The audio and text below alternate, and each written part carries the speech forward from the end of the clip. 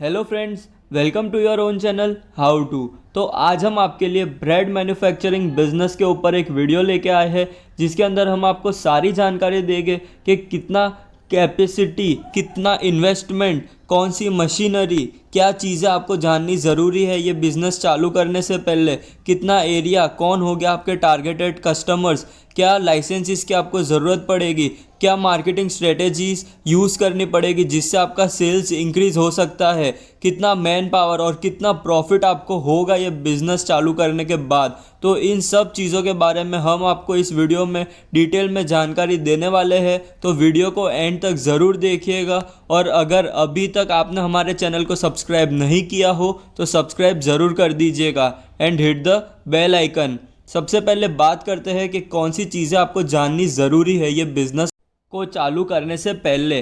तो सबसे पहली चीज़ डिमांड और सप्लाई, ये चीज़ की आपको बहुत ही ज़्यादा नॉलेज होनी चाहिए कि मार्केट में ब्रेड्स की कितनी डिमांड बढ़ रही है दिन भर दिन और कितनी सप्लाई एक इंसान कर सकता है, क्या प्राइस पे वो लोग सेल कर रहे हैं, कितनी क्वांटिटी में सेल कर रहे हैं और क्या क्वालिटी मेजर्स वो लोग ले रहे हैं ये बिज़नेस को रन करते हुए। तो ये सारी चीज़ों का आपको नॉलेज होना बहुत ही ज़्यादा ज़रूरी है और ये नॉलेज कोई भी बिज़नेस को चालू करने से पहले आपको लेना चाहिए, उसके बाद ही बिज़नेस को चालू करना चाहिए। अब बात करते हैं ब्रेड्स के टाइप्स की। तो बहुत सारे टाइप्स आते हैं ब्रेड के अंदर भी, जैसे व्हीट का bread, white bread, burger bread, sandwich bread, hot dog bread, pizza bread और बहुत सारे ब्रेड्स आते हैं अलग अलग टाइप्स और शेप्स के। तो आप आपके बजट के हिसाब से इन ब्रेड्स का प्रोडक्शन कर सकते हो।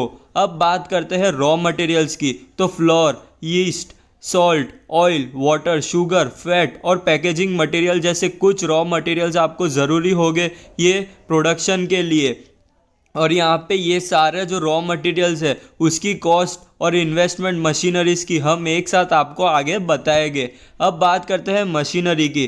तो swing machine, waiting machine, mixer, stirrer, fermentation process के लिए अलग से एक मशीन आती है, slicing machine, oven, packaging machine, ये सारी मशीनरी की आपको ज़रूरत होगी ब्रेड का प्रोडक्शन करने के लिए। अब बात करते हैं सबसे ही इम्पॉर्टेंट चीज़ जो है इन्वेस्टमेंट।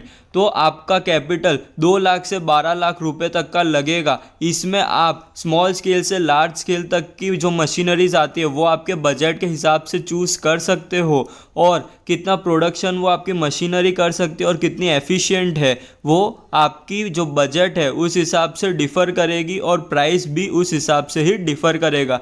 वर्किंग कैपिटल की बात करें तो 20,000 से 11 लाख तक का आपका वर्किंग कैपिटल लगेगा, जो टोटली डिपेंड करेगा आपके बिजनेस स्केल के ऊपर के वो लार्ज स्केल बिजनेस है, स्मॉल स्केल या मीडियम स्केल बिजनेस है। तो ये जो फिगर्स है ये बहुत ही अप्रॉक्स है जो फ्लक्चुएट कर सकते हैं आपके बजट के ऊपर। बात करते हैं टारगेटेड कस्टमर्स की। तो wholesalers, distributors, retailers, stores, online platform, cafes, restaurants, ये सारे आपके टारगेटेड कस्टमर्स रहेंगे जहां पे आप आपकी सेल्स को इंक्रीज़ कर सकते हो। और सेक्टर्स की बात करें तो बेकरीज और फूड प्रोसेसिंग सेक्टर्स में भी आप कॉन्ट्रैक्ट बेसिस पे काम कर सकते हो। तो यहाँ पे हमने आपको बताया टारगेटेड कस्टमर्स के बारे में। अब बात करते हैं मार्केटिंग स्ट्रेटेजीज़ की। तो सबसे पहले personal selling, advertisement, sales promotion, direct marketing, publicity, ये है कुछ मार्केटिंग स्ट्रेटेजीज जो आप यूज़ कर सकते हो आपके सेल्स को इंक्रीज़ करने के लिए और उस हिसाब से ही आपका जो प्रॉफिट होगा वो भी डिफ़र करेगा। आप आपके ये ब्रेड को ऑनलाइन और ऑफलाइन दोनों जगह सेल कर सकते हो आपके हिसाब से और आपका अलग अलग प्रॉफिट मार्जिन भी रख सकते हो। अब बात करते हैं एरिया की। तो 500 से 1000 स्क्वायर फीट का मिनिमम एरिया आपको रिक्वायर्ड होगा ब्रेड मैन्युफैक्चरिंग बिजनेस के लिए। और मैन पावर की बात करें तो 4 से 12 लेबर्स की आपको ज़रूरत पड़ेगी, जिसके अंदर अकाउंटेंट, शेफ़, मार्केटिंग मैनेजर सब इंक्लूडेड है। तो 4 से 12 लेबर्स आप सिलेक्ट कर सकते हो आपके बिजनेस स्केल के ऊपर, स्मॉल, मीडियम और लार्ज स्केल के ऊपर। बात करते हैं लाइसेंसेस की, जो बहुत ही इंपॉर्टेंट होता है कोई भी बिजनेस के लिए। तो सबसे पहला लाइसेंस होगा वो आपका बिजनेस लाइसेंस होगा जो आपको रजिस्टर करना पड़ेगा। स्टेट पोल्यूशन कंट्रोल बोर्ड से एनओसी लेटर की भी आपको ज़रूरत पड़ेगी।